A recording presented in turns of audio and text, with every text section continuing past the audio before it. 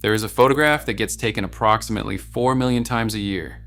Same bridge, same canal, same row of narrow brick houses leaning slightly over the water, same bicycle chained to the railing that nobody rode there and nobody will ride away. The photographer walks off satisfied. They got Amsterdam, except they didn't.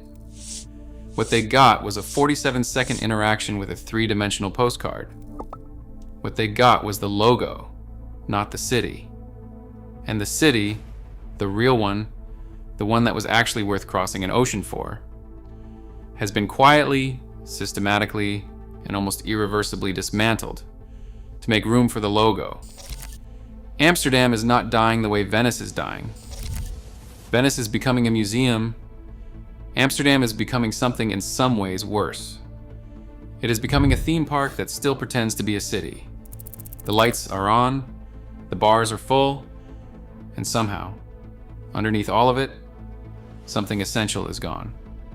If you want to understand how one of the most genuinely remarkable cities in Western history turned itself into a bachelor party destination, and what that tells us about every other city selling its own mythology right now, stay with me. Click the subscribe button right now so I can actually start talking to you. Let's start with what Amsterdam actually was, because most people have no idea. In the 17th century, Amsterdam was the financial capital of the world, not of Europe, of the world. The Dutch East India Company was the first publicly traded corporation in history, and at its peak was worth, in today's adjusted terms, somewhere between $7 and $8 trillion. One company, based in Amsterdam, more valuable than Apple, Microsoft, Amazon, and Google combined. The canals that every tourist photographs were not built for beauty. They were built for commerce, warehouses, shipping, the movement of spice and silk and silver across a trading empire that stretched from Japan to Brazil. The elegant brick canal houses, merchant headquarters, the famous narrow staircases, engineered to maximize floor space because canal frontage was taxed by width. The beauty was a byproduct of function. This matters. Because what you are photographing when you photograph Amsterdam is not ornament. You are photographing the physical infrastructure of one of the greatest commercial civilizations in human history. Every leaning house, every arched bridge, every canal ring is load-bearing evidence of something that actually happened here. And the people who built it were not romantic. They were Protestant merchants who happened to be the most financially sophisticated, legally innovative trading nation in the 17th century world. They built a city that worked. And because it worked so ruthlessly well, it also ended up being extraordinarily beautiful. That city still exists physically. The bones are intact, but the living context that gave the beauty its meaning, that is what tourism has been quietly consuming for 30 years. You need to understand what made Amsterdam different before you can understand what is being lost. Amsterdam's founding mythology was tolerance, not tolerance in the weak, modern sense of simply putting up with things. Tolerance in the original Dutch sense, gedoogbeleid, deliberate, calculated, principled pragmatism. The idea that a society functions better when it acknowledges reality rather than outlawing it. This produced a city that, for centuries, was the most genuinely open in Europe. When Jews were being expelled from every other major European capital, Amsterdam offered them citizenship and legal protection. When Descartes wanted to publish ideas that would have gotten him imprisoned in France, he moved to Amsterdam. When the press was censored everywhere else, Amsterdam had a free press. The tolerance was not purely idealistic, it was strategic. A city that welcomed talented refugees, protected intellectual freedom, and allowed commerce to operate without constant moral interference, turned out to be extraordinarily productive. The Dutch were not more virtuous than other Europeans, they were more pragmatic. And pragmatism, in this case, happened to produce something that looked a great deal like civilization. That same tradition produced, centuries later, the tolerance policies that made Amsterdam internationally famous for things that tourists now come specifically to consume. These were not aberrations in the Dutch character. They were continuations of a 400-year-old philosophy of managing reality rather than legislating it away. The problem is that managing reality works at a certain scaling. When you scale it to 30 million tourists a year, the management breaks down. And what was a sophisticated urban policy becomes, in the hands of millions of people who did not grow up understanding it, something much cruder. Here is what has actually happened to the center of Amsterdam. The historic canal ring, the UNESCO World Heritage Site, the actual medieval city, has undergone a transformation so thorough that longtime residents describe walking through it as alienating, not metaphorically. A place that does not feel like theirs anymore. The grocery stores are gone, replaced by tourist cheese shops selling vacuum-packed blocks to people who will leave them in their hotel room. The hardware stores are gone. The pharmacies are being squeezed out. The brown cafes, the traditional Dutch pubs that have existed in their current form since the 17th century, are surrounded by Irish theme bars catering to stag parties with no relationship to the culture that originally made Amsterdam worth visiting. In the most visited parts of the city center, the ratio of tourist serving establishments to resident serving establishments has inverted almost completely. On certain streets, you will walk 400 meters without passing a single shop that a Dutch person actually needs. What you will pass is waffle shops, a friet stand, a souvenir shop selling wooden clogs no Dutch person has worn in living memory, a luggage storage service, and a photo opportunity with a bicycle. The bicycle. Let's talk about the bicycle. Amsterdam is a cycling city the way fish are swimming creatures. It is not a lifestyle choice, it is the fundamental infrastructure of daily urban life. There are more bicycles than people in the Netherlands. The cycling network is a masterpiece of urban planning that took a century to build. And now every tourism operator offers a bicycle tour. Rent a bike, see Amsterdam the Dutch way. What you actually get is 40 tourists on rented bicycles riding in a terrified cluster through infrastructure designed for people who have been doing this since age 3, while actual Dutch commuters navigate around them with the quiet fury of people who have been tolerating this for 20 years and are running low on tolerance. The bicycle is not a prop. The bicycle. It's how people get to work. The city that invented the modern cycling commute is now selling it to you as an experience. But nothing illustrates the transformation more precisely than what has happened to the red light district. De Wallen was not historically a tourist attraction. It was a working urban neighborhood. It had residents, it had a church, the Oude Kerk, the oldest building in Amsterdam, sitting in the geographic heart of the district. It had bakeries, hardware stores, the kind of urban complexity that real neighborhoods require. The adult entertainment industry was one part of the neighborhood's economy, visible but not dominant, embedded in a residential fabric that gave it context and constraint. That balance has been destroyed. De Wallen is now, in its most visited sections, one of the most heavily trafficked pedestrian tourism zones in Europe. Tour groups, official paid tour groups with guides and wireless earpieces, move through the medieval streets in columns, treating the working professionals there as a human zoo exhibit. The workers themselves have been documenting this for years. The consistent message is not one of liberation, it is one of spectacle. The tourism has not improved conditions. It has turned a working industry into a performance. The city of Amsterdam acknowledged this directly.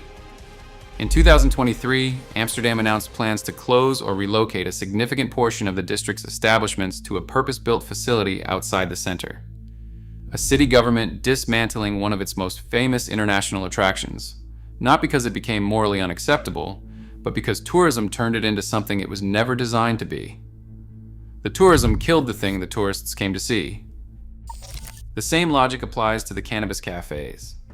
And this is where it gets particularly relevant for the American visitor trying to understand what they are actually looking at. The Dutch tolerance policy for cannabis was designed for Dutch people. It was not designed for tourism. The coffee shops were intended to create a regulated, calm environment where adults could make choices about their own lives without involving criminal networks. By its own stated standards, it worked. For Dutch residents, what happened when international tourism discovered it is a different story. Coffee shops in the tourist center have transformed from neighborhood establishments primarily serving locals into operations almost exclusively oriented toward visitors. Menus printed in 5 languages, none of them Dutch. On any given Friday night in summer, the clientele is overwhelmingly foreign and overwhelmingly treating the experience as a novelty consumption event rather than a choice made within any cultural framework of understanding. The Dutch response has been moving toward residency restrictions. Several surrounding municipalities have already limited access to registered Dutch residents only. Amsterdam is heading the same direction. The policy that made Amsterdam internationally famous is being rolled back not because the Dutch changed their minds about personal freedom, but because the tourism industry turned a domestic policy into a global franchise, and the franchise is incompatible with the neighborhood.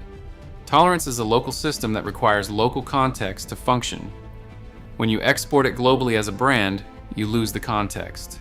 And without the context, the tolerance becomes something it was never designed to be. Now the housing crisis. And I want you to hear this as an American because you already know this story. Amsterdam residents are being priced out of the historic center. The mechanism is short-term rental, and it operates exactly the way it operates in Nashville, in New Orleans, in every American city that became too desirable for its own good. Except that in Amsterdam, the historic center is geographically tiny.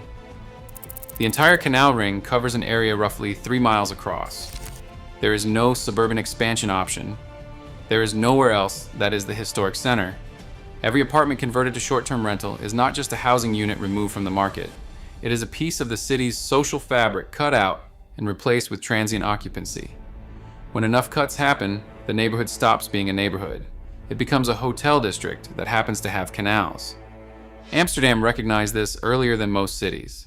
Short-term rental is now restricted to 30 days per year, per property. New hotel construction in the city center has been paused.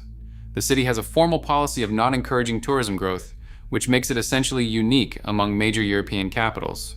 Most remarkably, the official tourism board ran a campaign in 2023 explicitly telling certain visitors not to come. It was targeted specifically at young men planning weekend parties in the city. A tourism board, advertising against tourists. The backlash was considerable. The campaign also worked. That is how far things have gone. The city is trying to fire its own worst customers. And the fact that this is genuine policy, not just a PR stunt, tells you everything about how far the tourism economy has drifted from what the city actually needs. Here is what separates Amsterdam from Venice. And it is actually the hopeful part, even though it does not feel that way. Amsterdam is not dying. Outside the tourist center, the city is thriving, the population is growing, the technology and financial sectors are strong. The neighborhoods beyond the Canal Ring, De Pijp, the Jordaan, Noord, are vital, complex, genuinely alive in ways the historic center increasingly is not. The crisis is not existential. The crisis is spatial and cultural. The historic center, the part that made Amsterdam internationally famous, is being hollowed. Not destroyed, hollowed. The structure remains. The living tissue is being replaced. And this is, in its own way, more insidious than Venice's outright emptying. Because at least Venice's problem is visible. You can count the departing residents. You can photograph the empty streets. The absence is measurable. In Amsterdam, the center looks full. The restaurants are full. The streets are packed. But the fullness is tourism fullness, not city fullness. It is the fullness of people passing through, not people living. And those two kinds of fullness feel identical from the outside and are completely different from the inside. The Dutch residents who have left the center have not stopped loving it. They have simply stopped expecting it to function as a place to live. They go to the Rijksmuseum when they want culture. They avoid the Canal Ring on weekends because the Canal Ring on weekends no longer functions for them. They have emotionally abandoned the geographic heart of their own city without leaving the city. When people emotionally abandon the center becomes something nobody actually owns. It belongs to everyone temporarily and no one permanently, and that is not a city, that is an event. There is a word the Dutch use that does not translate well, but that captures something essential about what Amsterdam is at its best. Gezellig. Warm, convivial, emotionally inhabited. A brown cafe on a Tuesday night, regulars at the bar, rain on the canal outside, good beer, conversation in a language you don't speak. The feeling that a place has been loved by the people who use it and that the love shows. You cannot manufacture Gezellig for 30 million visitors a year. You cannot franchise it. It requires time, repetition, and genuine human habitation. It requires people who are there because they live there, not because they flew there. The tourist center of Amsterdam, at its worst, is the opposite of Gezellig. Loud, transient, exhausting, oriented toward extraction rather than habitation. Designed to take things from you, your money, your attention, your time, and return to you a photograph and a receipt. That is not the same as having been there. The real Amsterdam still exists in the neighborhoods beyond the postcard zone. In the local cafes where nobody put up an English menu because the regulars would find it embarrassing. In the markets where actual Dutch people buy their vegetables. In the city organizations fighting short-term rental conversions, one apartment at a time. That Amsterdam is real. And for the first time in a generation, it is actually fighting for itself. The question Amsterdam is really asking, underneath all the policy debates, is the same question every city that trades on its own mythology eventually faces. What are you actually selling? And is what you are selling still real? Amsterdam spent 3 decades selling freedom. Genuine, costly, hard-won Dutch freedom. The freedom of a culture that decided through practical necessity and philosophical conviction to manage reality rather than suppress it. That freedom was real. It produced something genuinely unusual and admirable in the Western tradition. The tourist version is something different. Freedom as product, freedom packaged for a 72-hour visit, filtered through a canal photo and a coffee shop receipt. And the people arriving expecting the real thing, the thing that made Amsterdam genuinely interesting, are increasingly finding the product version instead, and leaving slightly confused about why the experience felt thinner than they expected. Once you recognize that thinness, once you realize you are moving through a branded loop rather than a living city, the spell breaks. Same bridge photo, same waffle queue, same smoke shop, same red light district walk, same fake local experience optimized for strangers.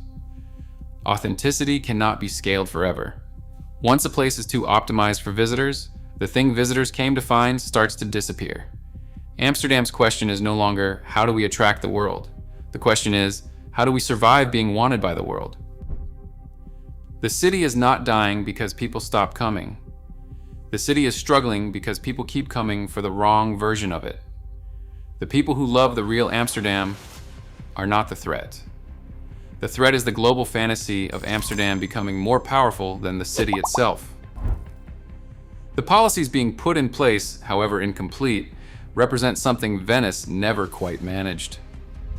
A city deciding that its own future matters more than its own mythology. Whether that decision came early enough is the question the next 10 years will answer. But the window is not open indefinitely. Tell us in the comments which city falls next.